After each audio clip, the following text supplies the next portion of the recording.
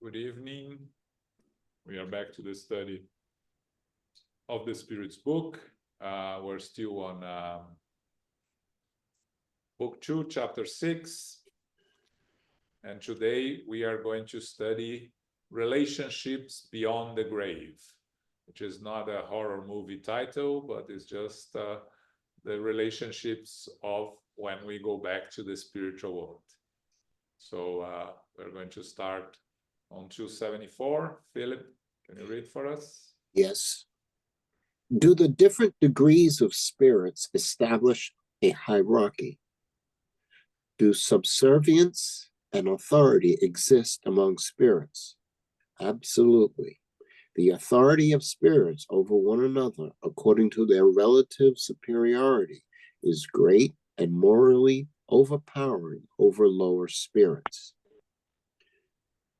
Can lower spirits reject the authority of their superiors? As I said, it is irresistible. Okay, so the hierarchy of spirits, like we studied before on question 100, is established by their moral and intellectual evolvement. But the moral aspect is what prevails in terms of where they find themselves in the spiritual world. So there will be spirits above others in terms of a hierarchy, and they can act in relation to others based on their moral superiority, which is relative because we are not perfect, but any spirit that is morally more evolved than other can make themselves visible and influence less evolved spirits. And as the spirits tell Kardec here, it is irresistible. They cannot reject the authority. Now, they can resist. They are going to sometimes to try to fight against it, but in the end, it is irresistible. We see the whole book, Liberation, where you have a leader of a region in the lower zones, Gregorio, and by the end of the book, his mother is the one with moral authority over him that breaks him. So it is irresistible in terms of eventually he will break the spirit. It's not immediate. Can be immediate, can take some time, but it is irresistible, as they say here. Okay.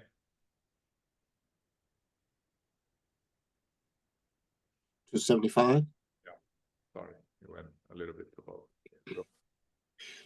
Do the power and respect that an individual may have enjoyed on earth give that person superiority in the spirit world? No, because the humble are glorified and the great abased. Read the Psalms. How should we interpret glorified and abased? Are you not aware of the fact that spirits have different ranks according to their merit? Individuals who held the highest rank on earth may find themselves in the lowest rank in the spiritual world, while their inferiors may be in the highest. Do you understand this? After all, Jesus once said, "For everyone who exalts himself will be humbled, but the one who humbles himself will be exalted." Again, positions in the physical world means nothing in the spiritual world. The only thing that matters is the moral evolution of the spirit.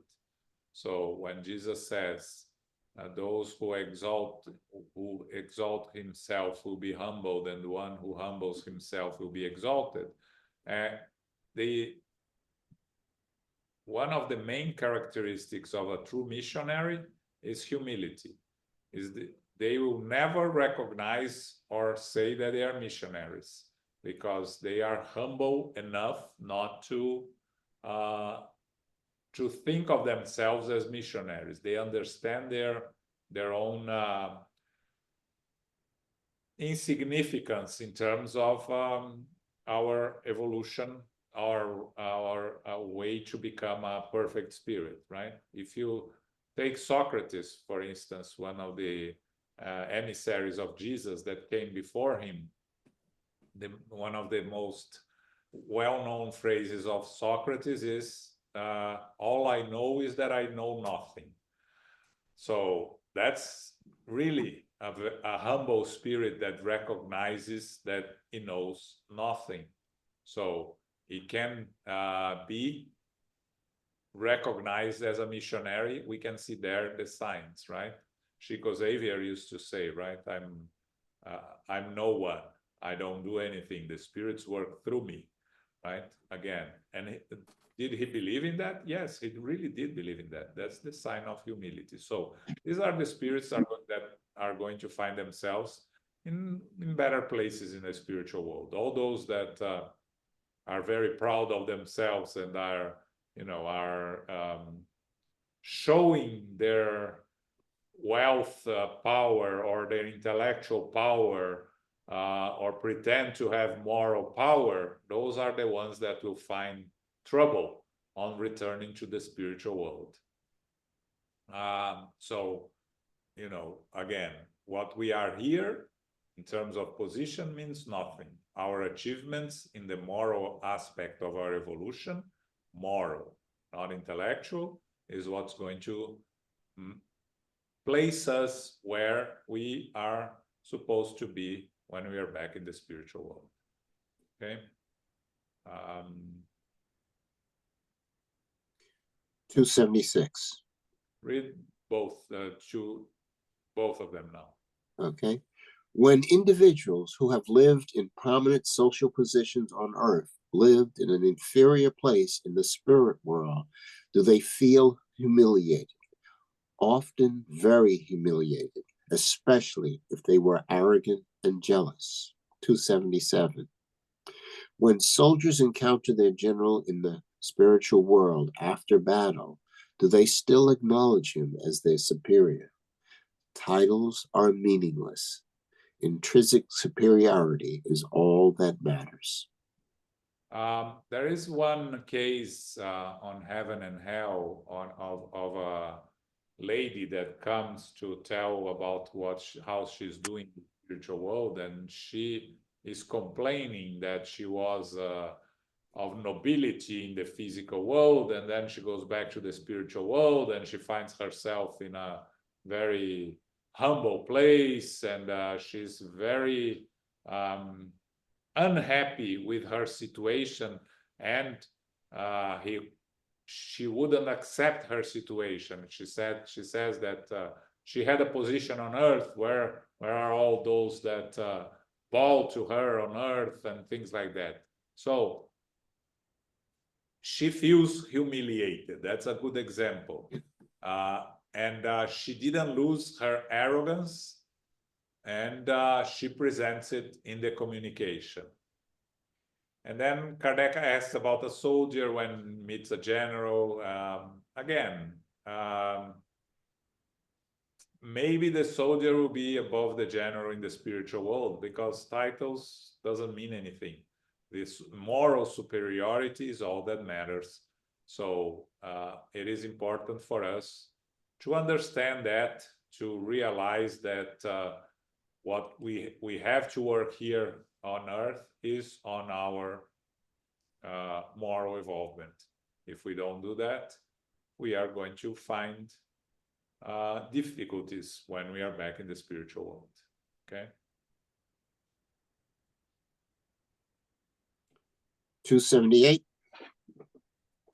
Do spirits of different orders mingle?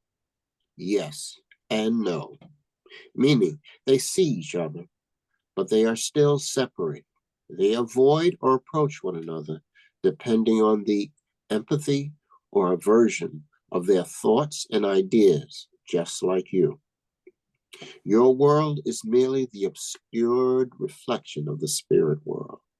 Those holding the same rank are attached to each other and form groups or families of spirits united by sympathy and a common goal. Good spirits are united by the desire to do good, while bad spirits are united by the desire to do wrong, the shame of their wrongdoing, and the desire to be among those they resemble. The spirit world is like a big city where people of every social standing and means see and meet one another without actually mingling. Various social circles are formed based on the similarity of tastes. Vice and virtue rub elbows without interacting with one another. Okay, so nowadays when we have many books by André Luiz, Manuel Filomeno de Miranda, describing to us the spiritual world in much more detail, we have a much better understanding of how life works in the spiritual world. At the time of Kardec, we had some material. We had Heaven and Hell by Swedenborg that talked about spiritual colonies. We had a book by Andrew Jackson Davis here in the US that talks also about spiritual colonies. But there were the idea of how is life in the spiritual world in terms of spiritual colonies, in terms of transitory houses of assistance, all these concepts that André Luiz brought, they came almost 100 years after Kardec, right? Ivone Pereira on Memoirs of a Suicide describes it. The book was psychographed to her by the end of the 1920s, but she only published it in 1955, I believe, exactly because the ideas that were there were too advanced for the time. So now we understand that you will find yourself in the spiritual world surrounded by spirits that vibrate at the same level that you vibrate, more or less. So in a place like Nosso Lar, you have spirits that are already in a condition of living in an organized place, that are willing to improve themselves, but still carry a lot of imperfections. And we see through the book the different characters that appear in the stories of André Luiz. He describing them as spirits still needing to work on themselves to evolve, like André Luiz did, right? So he goes through Nosso Lar learning how to prepare himself, and then he continues on the other books by giving us his experiences in assisting spirits and incarnate ones. So there are all the different realms. It's not like an onion that you have different peel that you can peel. It's all together, but in different vibrations, right? Like when we say that we have spirits around us and we don't see them, they are here. They are around us all the time. We have plenty of spirits around us. But because they are on different dimension or different realm, we cannot see them. It is the same thing in the spiritual world. There are different realms of spirits. Of course, if you want to represent them as going from Earth up to Nosso Lar, you go through the dark zones, the lower zones, and then you get to the houses of assistance. For us to imagine it is easier to put one on top of the other to make sense of it. But in reality, they are all interconnected by different realms or different dimensions. So you are going to be able to see all spirits that are at the same level that you are or those below you. You are only going to be able to see spirits above you, morally speaking, if they make themselves visible to you. And we have many examples in the books of André Luiz of spirits, for instance, that are brought to the spiritual world during their sleep, that they are not able to see the spirits that are around them. I was studying a book by Divaldo yesterday that they were doing a mediumship meeting in the spiritual world, and some incarnates were brought to the mediumship meeting, and they were there without really seeing or understanding what was going on. When it becomes important for them to participate is when they are brought and allowed to see what's happening around them, even if they don't really fully understand. So it works in the same way in the spiritual world, right? Good spirits will make themselves visible to low order spirits if it's relevant to them, if they can help, if they can make a difference. If we go back to André Luiz, he spent 8 years in the lower zones. And when the spirits come to rescue him, he asks them, "Where were you?" And they say that we were always here ready to help you. You were not ready to be helped. That's the reality of how things work. So when Kardec says the spiritual world is like a big city where people have their social standing, it means see and meet one another without actually mingling. It's a good description of what would be the spiritual world with those different levels of vibrational levels, right? Different dimensions or different realms. Now, of course, the places where spirits that are willing to do good are united, they are united by the same intention of helping others and doing good. And the spirits that are reunited in the below the lower zones, in the dark zones, they are united by the desire to dominate, to cause harm, to make life difficult for the other spirits there, like we have here on Earth, right? Again, your world is merely the obscured reflection of the spirit world. This is very important phrase for us to remember always, right? We talk about this many times. We live in a bad copy of the spiritual world. I know some people have trouble with this. Some people don't like this concept. And I understand, because sometimes it's difficult to admit for some people that this is a bad copy, that this is not an improvement. And again, if you come from the lower zones, it's an improvement from where you were, right, in the spiritual world. That's why a lot of spirits, when they realize that their only way is to reincarnate, they ask for reincarnation. They want to escape from where they are in the spiritual world. But in terms of our organized places in the physical world, it is an obscure reflection of the spirit world. They talk about this in paintings, in music, in all in other aspects of life in the spiritual world. And if you read André Luiz carefully, you read about his descriptions of the spiritual world, and you see when he describes the house that he went to live in El Solar, right? You see that everything is very beautiful, very well organized, in a sense that we would like to have it here, and they already have it there.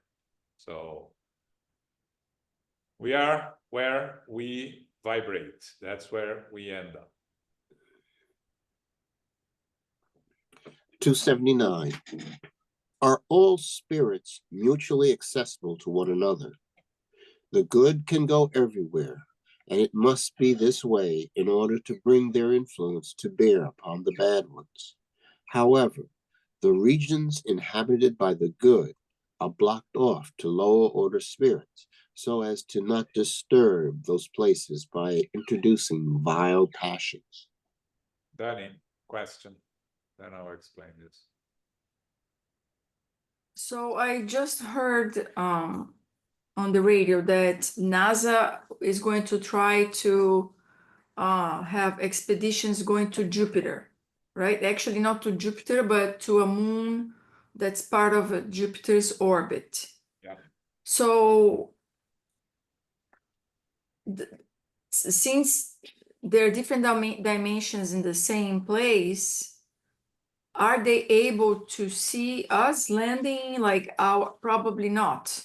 Like the same way we could have maybe visitors using actually how do you call the rocket or whatever, and coming to check us out and we don't see them? Yeah, it depends, again, depends on their evolutionary level and what is the type of physical matter that they have if there are incarnate spirits there, right? So we think of incarnate, we look for incarnate beings that are exactly like we are. And that's not going to be easy to find, because we live in a way, in a place with the material physical attributes that are belongs to planet Earth, right? So even our spiritual body, the perispirit, belongs to Earth. If we go to this moon in Jupiter, we have to rebuild our perispirit according to the matter that belongs to that moon. So in that sense, are they going to be able to see us if we arrive there? If they are more evolved than us and have the ability to entertain this possibility, the understanding, they will. Probably they will not interfere, but they will see. If the spirits that live there are inferior to us, but on a different vibratory level, they won't be able to see anything, right? And again, for those that there are a lot of people that are very interested in ETs and study and believe that they are here amongst us and so on and so forth, right? For them, this answer wouldn't satisfy. But because they believe that they are just a different physical aspect, but they are already amongst us in some reason, for some way or another. Normally I say we are all ETs because we didn't have our first incarnation on Earth. So we all came to Earth from other places, so we are all ETs. But we are ETs that follow the natural law, being incarnated here in a normal way, right? But I particularly don't believe that we have, green man incarnated, green man living amongst us. Can we have spirits that this is their first incarnation on Earth? Absolutely. So real ETs, in the sense that they came through the natural process of reincarnation and are born on Earth and it's the first time. We should probably have, but we won't know it, because it looks like all of us, right? It's the same human race. They become part of the human race once they are reincarnated here. Again, there are many people that saw unidentified flying objects, right? The UFOs, that they have other names now. I think they changed the name. I don't remember what's the new name.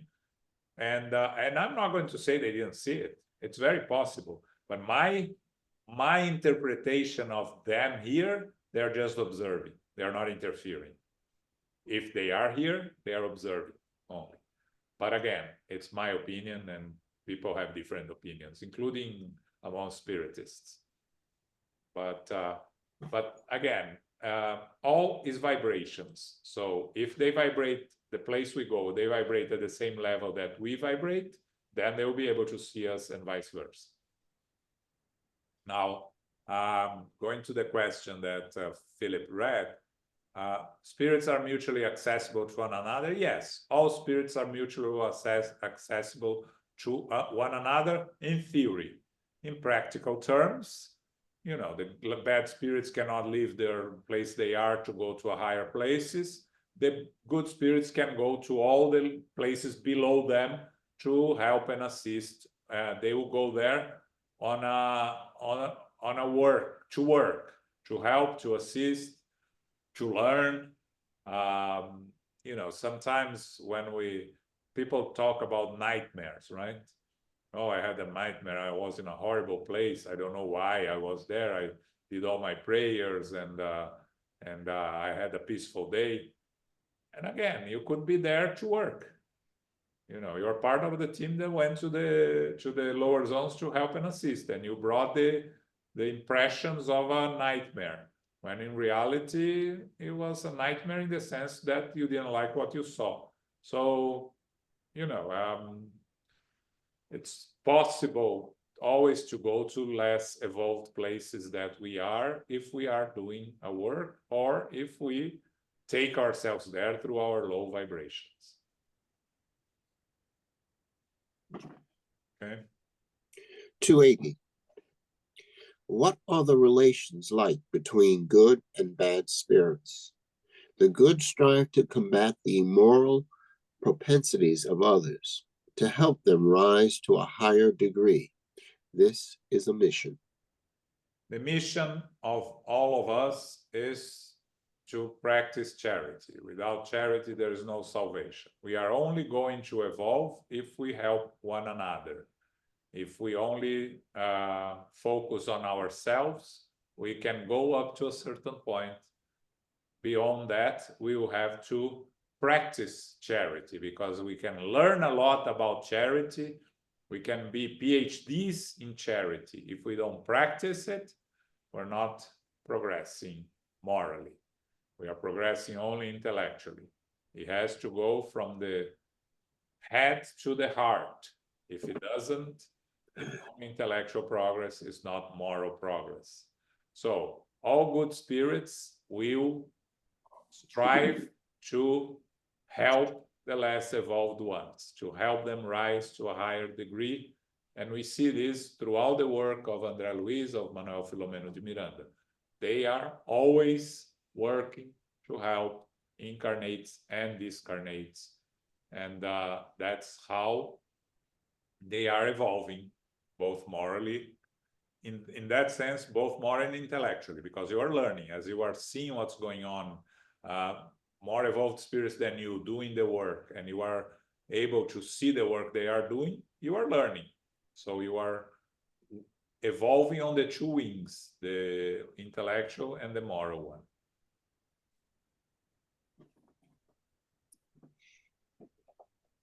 (281) Why do lower spirits take pleasure in tempting us to do wrong? Out of jealousy. They have not earned a place among the good and relish preventing other inexperienced spirits from reaching supreme happiness. They want to make others feel the same way they do. Do you not see this same desire among yourselves? Yes, the famous phrase, misery loves company, is a very true phrase. It is this less evolved spirits, both incarnate or discarnate, they don't want to see those around them evolving. Because why? Because they want, on one side, they want their company, and on the other side, if the others evolve, it only calls them the lack of effort that they are making to evolve. So it's jealousy of not being able to, not wanting to do the work, or not wanting to lose the company that they have. So they will try to keep those around them where they are, around them. So the leaders of the lower zones, they punish the spirits that are subject to them by accusing them of the same imperfections that they themselves have, or even more. But because they have the intellectual evolvement above the spirits that they dominate, they can impose their will on them. Now, once these spirits sincerely desire to change, or sincerely ask for help, help will be there from them. For them, they won't be able to, the dominant ones won't be able to control them, right? We mentioned last week about gangs, right? You enter into a gang here in this country, it's very difficult to get out of the gang. They won't allow you to get out. Why? For two reasons. They don't want you to testify against them in cases of legal problems, and they don't want to lose members. You know, they think that they thrive in numbers, so they want to grow their numbers, and they want to force those that are already there to stay. Cults work more or less the same way, right? You attract people to your cult, and you don't want them to leave, because if they leave, they can denounce you and can say things about you that you don't want the rest of the world to hear or see. You see a lot of this when people describe the cults they've been part of in this world, right? So, you know, again, we are a bad copy of the spiritual world. So everything we have here, we have there. We are copying there, right? So lower spirits want to preserve their companies there, and in order to do that, they don't want them to learn anything positive, because if they do, they are going to have an opportunity to evolve, and they're going to lose their companions. Okay. 282. Yeah. How do spirits communicate with one another? They see and understand one another. Speech is a material creation that reflects the spirit. The universal fluid establishes constant communication, a vehicle by which thought is transmitted. Similar to air being the vehicle of sound in your world, this fluid is similar to a universal telegraph, uniting all worlds and enabling spirits to correspond from one world to another. Okay, so here, the communication between spirits is done through thought. That's the basic concept. Now, in order for you to communicate through thought, you need to know how to, right? You need to have it in you. And at our level of evolution, we don't know how to communicate through thought, so we communicate through words. We spend the whole incarnation here communicating through words. Very few of us can read the thoughts of others. There are few that can, but most cannot. So we go back to the spiritual world, and we are not going to immediately know how to communicate via thought.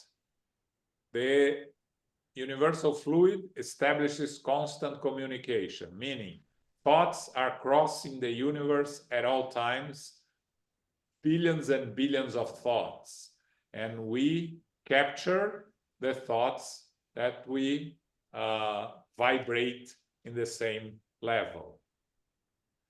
A mediumship communication is done perispirit to perispirit through thought. Now, the medium will then use his or her own words to transmit the communication, but the medium doesn't receive the words, he receives the thought. He may even think, because the thought is immediately transforming words, he may even think that the words are coming from the spirit, but it's a thought-to-thought process. So as we become more evolved, we are going to be able to communicate through thought. That's all we need. We don't need words. But at our level of evolution, and for a very long time, we will still have to communicate through words that we are going to speak at the spiritual level. Okay? Questions? Yes, Danny? Is it that possible that we communicate through thought, but we don't know that we are listening to each other? Yes. We are not aware. Very possible, very likely. You know, how many times things happen to you, and you know, you were thinking about someone, the person sends you. We used to say if the person calls, now person sends you a text, right? How many times it happens to us, right? I was thinking about you and you show up. Or someone that you haven't thought in many years, suddenly you think about that person and you either meet or receive a communication, or we are all the time communicating via thought to our guardian angel and our spiritual benefactors or our enemies, right? It's just that we don't really separate what is ours, what comes externally. So yes, we are using it all the time. But again, when between two incarnates,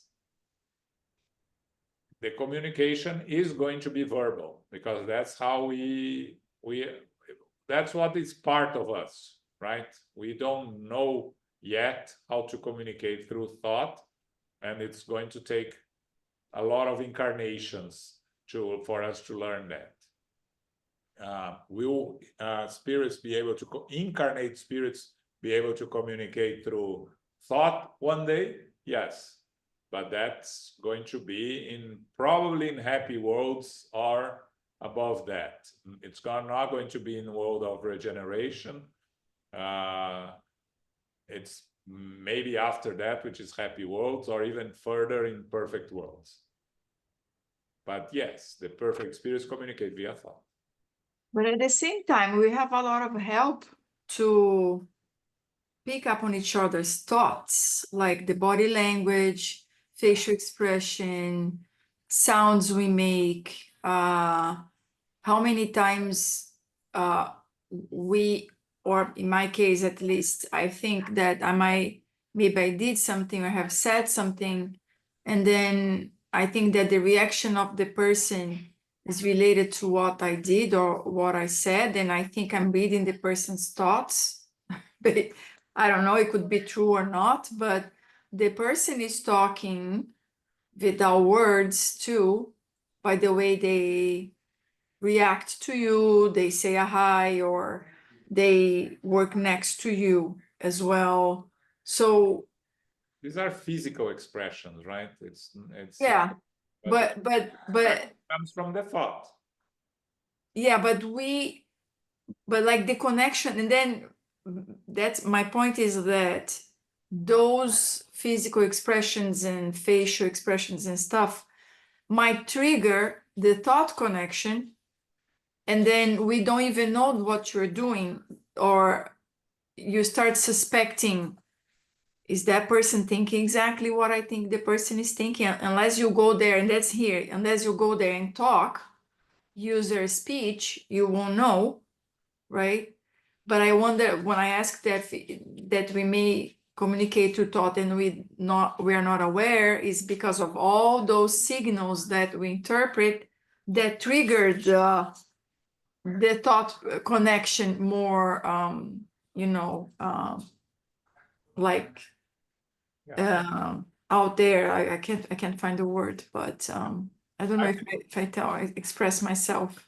I believe you're right. Yes, I think that the communication via thought exists subliminally, probably, right?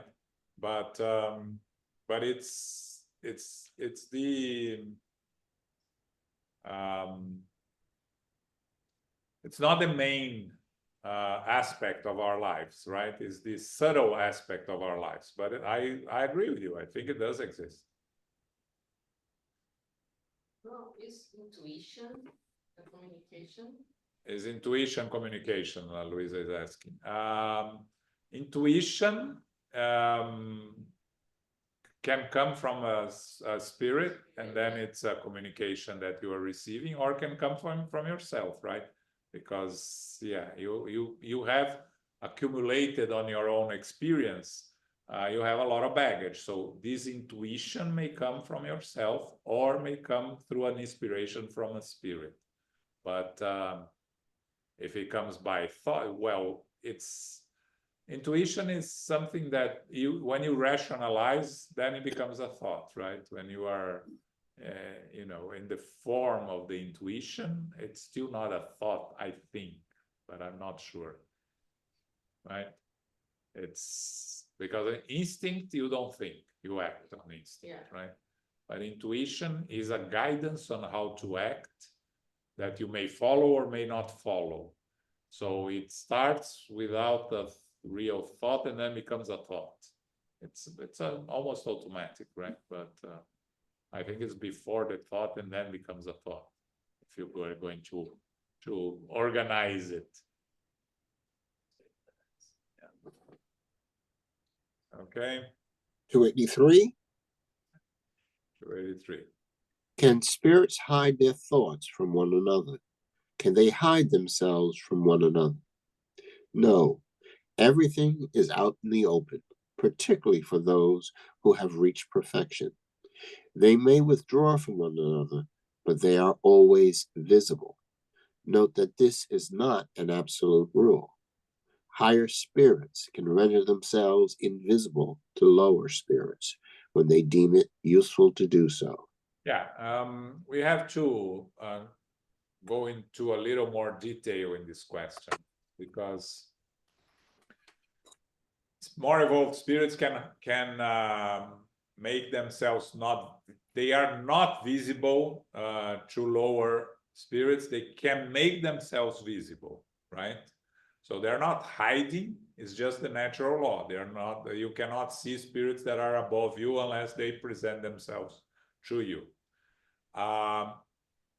Low order spirits cannot hide their thoughts from more elevated spirits. Low order spirits, the intellectual leaders of the low order spirits, they can read the thoughts of the spirits that are there, but the other way around doesn't work. So a low order spirit cannot read the thoughts of a spirit more evolved than them. A good example is when André Luiz goes to meet with Gubbio, and I don't remember what was the other one on liberation. They go to meet Gregorio, and Gregorio starts looking at all the spirits and starts reading what's inside each spirit and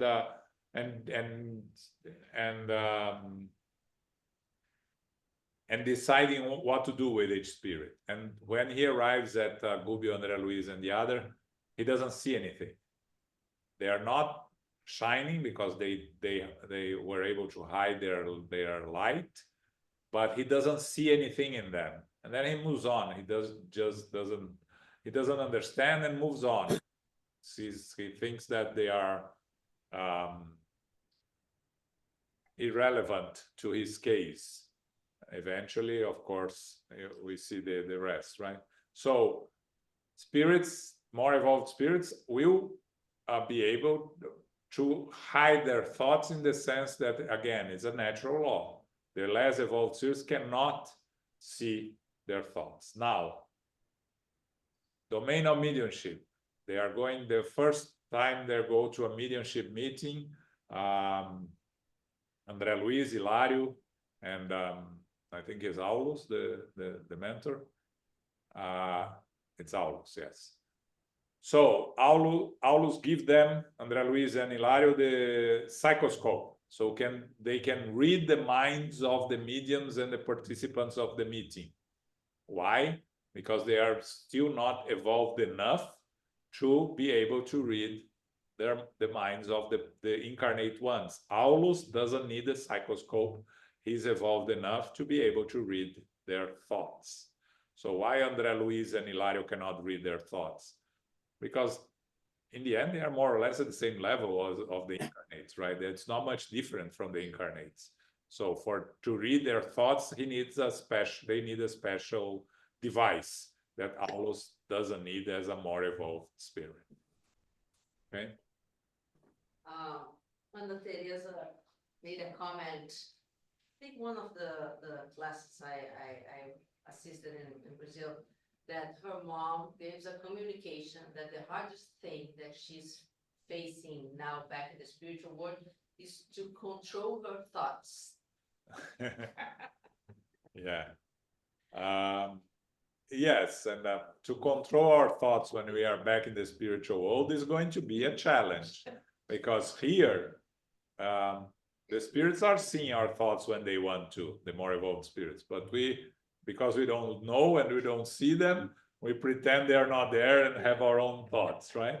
But when we go back to the spiritual world, which is much more out in the open, we're going to struggle. And Definitely. Chico Xavier, he also said something about he receives a visit of a person, and this person was looking at his place, his house, and like criticizing by thought. Oh, that's an ugly picture. Oh, that's an ugly paint color. And he made a comment, and she was like, oh, he could kind of read my mind. Yeah, Chico was a more evolved spirit, Yeah. so it's Yeah. very likely, you know, he could read their minds, or Emmanuel would help him and assist him in the telepathy, right? Yeah. 284. How can spirits establish their individuality and maintain their uniqueness from other beings around them when they no longer have a physical body? Their individuality is established by their perispirit, which makes each spirit distinct from one another, as the body does for human beings. For me, it's a question that was already answered way before in the Spirit's book, right? When Kardec learns and establishes that there is a perispirit, it implies that the individuality is established by the perispirit. We go back to the spiritual world.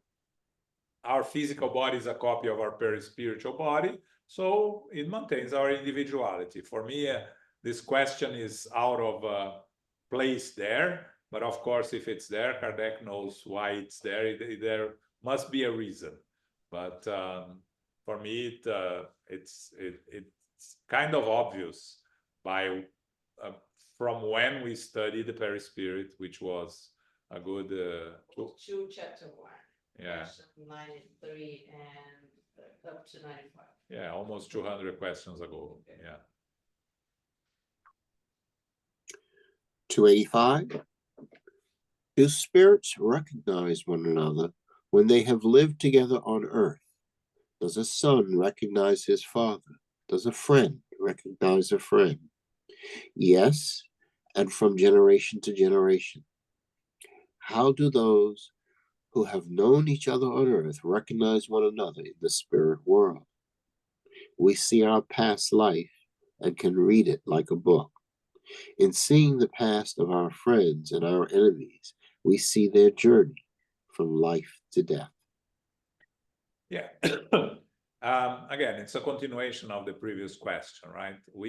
Of course, we are going to identify and recognize those that lived on Earth, because they will look more or less the same, or they will make themselves visible to us in the same way that we recognize them. Again, when I go back to the spiritual world, if my grandmother is going to receive me, she's going to look like my grandmother from what I remember from her. It doesn't make sense for her to look like when she was 17 years old. That I don't.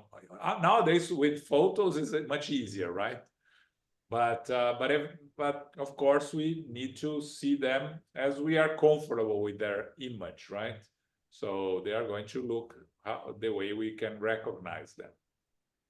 And I think the question A is more or less it may be addressing previous existences, not the immediate incarnation we had, right? Because we can access connections from previous lives in the spiritual world, recognize them by this ability to remember our previous existence, or at least flashes of it, right? So if it's relevant, we are going to see someone, and we are going to, in the spiritual world, and we are going to immediately remember this passage from a previous incarnation that allows us to recognize them or they will allow us to see, or something like that. It's in that sense that they are answering this question. Okay.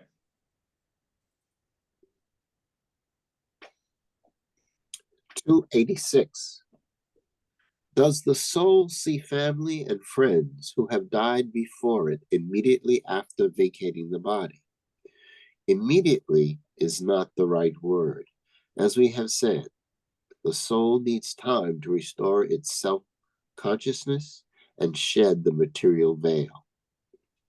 Again, the question here is, are we recognizing that our physical body has died, that we are back in the spiritual world?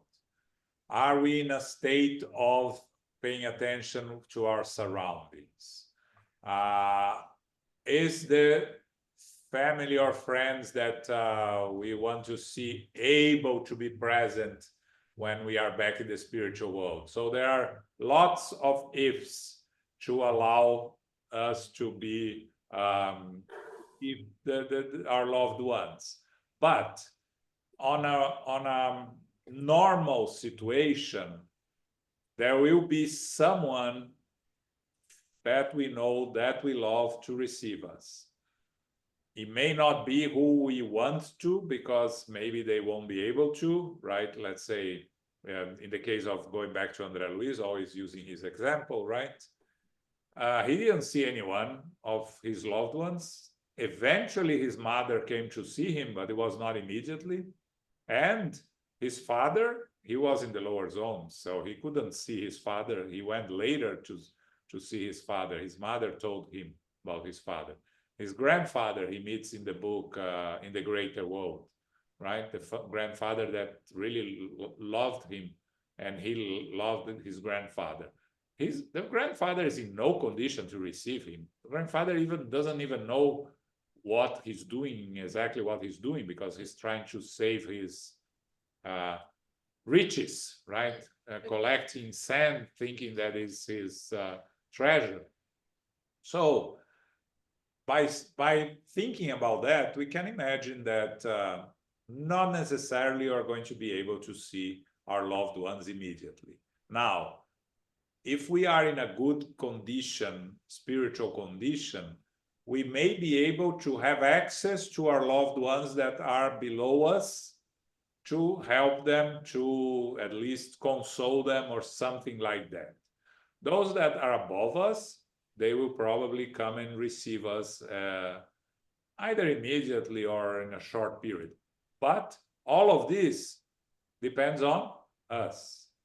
You know, if you discarnate angry and with hatred and only thinking about someone you want vengeance, and there's nothing else in your mind, you're not going to see anyone. We get spirits every Monday on our mediumship meeting that they don't see their loved ones. We have to direct them to their loved ones because they are immersed in their own persecution, and their own hatred, in their own obsessions. So again, it's our own disposition and ability to open ourselves to see and interact with our loved ones. If we are able to do that, there will be loved ones there for sure. Maybe not the ones we're expecting or want, but there will be loved ones there for sure. It's also a matter of not only kind of want to see a loved one, but it's a merit. Yes. There's a merit on that, right? Yes, of course, there is a merit. But the merit goes with your own, if you are immersed in hatred and guilt, you don't have the merit, but you won't see anyway. So, you know, the merit is more, I think the merit is more in terms of, should I receive the assistance of, you know, my grandmother, that is a much more evolved spirit nowadays. If there is love, there is in the connection is there, right? So I'm not sure if merit is the right word, but yes, depends on merit. But I think merit overall is your own ability to open yourself to to interact with others. Okay, João, can I just add something? sure, Fabio. I also would say that I don't know at this point in my life actually if I've seen this, if I dreamed, if I something that I remember from the center, but I also know cases where the first person that they met in the spiritual world were their worst enemies or the people that they were had to deal with in a certain circumstances. You know, every case is a case, but in certain circumstances, I've seen maybe I can tell you 2 or 3 times. I remember stories about this. Someone meeting someone who he had, you know, as you said, an obsession his whole life. So the very first person he had to dealt with was that person in the spiritual world because they didn't resolve issues that they had to face here. And a lot of times, and maybe these 3 times that I remember, 2 were family and 1 was not family. Yeah, you're absolutely right. You find yourself where your heart and your mind is, right? So Yeah, that's where you're focusing before you discarnate. When you discarnate, you're going to find exactly them. Makes sense. Absolutely. yeah. And I remember also, maybe even adding more than I should at this point, but I also remember the issues resolved in those cases were that, you know, the not family person, it was the easiest thing because it didn't have any past. It was just some stupid occasion that one was after the other. And the 2 family ones were really hard ones because, as you always bring it up every time you talk about this, family members are usually the real issue people that we have to deal with in our life, our immediate family. Yeah. So, and it's been cases that I remember. One of those 2 cases that was actually a mother that was obsessing over the son and in stopping the son from being his 100% because his own mother from a previous life that he didn't meet in this life was holding him up somehow again in their level of evolution in the spiritual world. Yeah. So yeah, no, in the end, it is like that, Fabio. Thank you. You know, you are going to go where you vibrate, right? So if you only focus is the one that persecuted you and you have this hatred or you have this anger, you're going to find yourself around them. Remember the movie Ghost, right? When the bad guy dies, he's immediately taken away by the dark shadows, the spirits that look show as dark shadows, right? You are going to go where your mind takes you, and if your main concern is the hatred and the desire of vengeance, things like that, that's where you're going to end up, right? Now, the other side needs to be in the same vibration as you, so to connect. Otherwise, you won't see, you know, if you hate someone that already evolved and is above you, you're not going to be able to find him or her. You may be looking for him or her for a long time, but you won't be able to find. So it's a two-way street, right? Both have to be vibrating at the same level. correct. All right, we're stopping here. Next week we start again on 287. So I don't know what lecture we have on this Saturday. I never received any email this week so far. So we know we have a lecture Saturday, 11 a.m. by the United States Spirits Federation. But no, but I don't know which one is. It's not me. Otherwise, there'll be people chasing me already. Sunday is the third Sunday of the month. We'll be studying the Medium's book. Okay, we are still in the part of physical manifestations, a very interesting part. Book club next Wednesday, chapter 4 of book 2 of Paul and Stephen. And I think that's it for us. Carol, can you do our final prayer? Sure, be happy to. Thank you very much, John, for hosting. And thank you, Philip, for reading for us this evening, and everyone who is here participating. Infinite Creator and Divine Providence, we give thanks to be together again for our studies of the Spirit's Book, Book 2, Chapter 6, the topic being Relationships Beyond the Grave. We are here to evolve on our moral development. Humility is valued far above titles, ranks, arrogance, and jealousy, especially in the spirit world, where we can see spirits of similar vibrations or lower vibrations. Good spirits have earned an ability to make themselves visible when necessary. They will strive to help discarnates and incarnates. This is the moral and intellectual development, and they can also veil their light as well. Spirits communicate through thought, and incarnates communicate through words at the level we are at. The universal fluid establishes constant communications. We will recognize spirit from our past lives, especially family and friends, but not necessarily those who have recently transitioned. It all depends on our disposition, the merit, and the ability to interact and wish to interact with others. We give thanks to our spiritual benefactors and the good spirits for guiding and inspiring us this evening.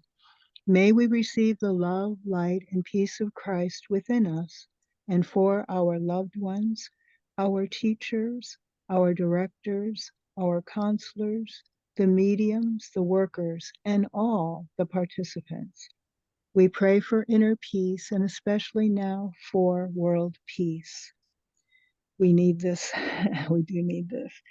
And for those who are suffering in the physical and spiritual worlds. We pray for our center, SGNY, and all Spiritus centers throughout the world, that they may grow, prosper, expand, and be protected throughout the day and throughout the night. As we close, we humbly ask for safety and protection as we return to our family, friends, loved ones, and co-workers. May we go forth and remind ourselves to be beacons of love, of light, of peace, of service, and charity, which is love in action. May peace and love prevail. So be it.